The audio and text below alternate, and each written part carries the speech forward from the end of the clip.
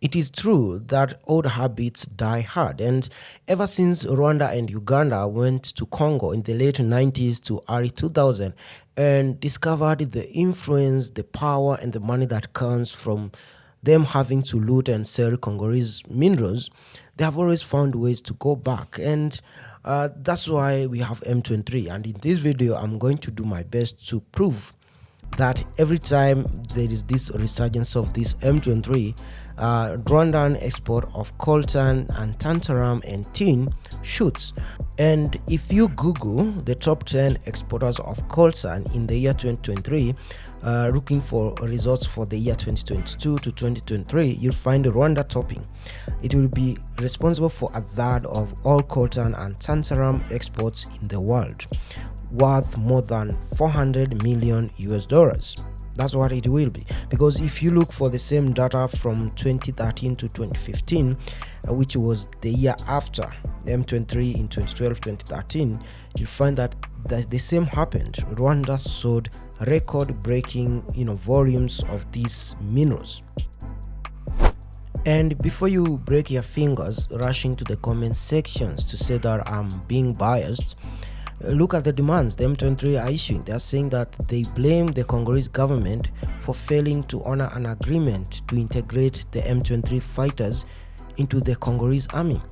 But these are Banyamulenge spokespeople saying this, though we know among the ranks of the M23 we have a lot of Rwandans and Ugandan soldiers, some of them still active soldiers of the relevant countries. We have Rwanda Defense Forces soldiers inside the M23. So it's impossible for the Congolese government to just integrate this kind of an outfit into their own army. And maybe you already knew this, but look at the reason why M23 is fighting. They're not capturing regions that are historically Banyamulenge land in Uvira or Minembwe area, which is South Kivu. No, they went 1,000 kilometers north to where the borders of Uganda, Rwanda, and Congo converge in Bunagana, that is in Ruchuru district. And they captured that border post and the region around it to control the flow of goods, so the trade itself. That's what M23 is all about. It's not about emancipation or liberation of the Banyamulenge people, nothing like that. So this is just a typical Paul Kagame way of smuggling minerals from Congo to Rwanda under the cover of the M23 resurgence. So he's using these guys, these Banyamulenge guys, to create chaos so that he can move in large volumes of minerals, mostly coltan. And it's not like he was not doing it before. He was, but in smaller quantities.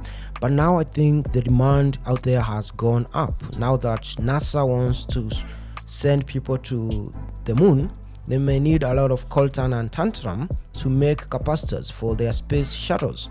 So Rwanda is kind of tripling the volumes, or increase the quantities, and the easiest way to do that is using the M23 cover.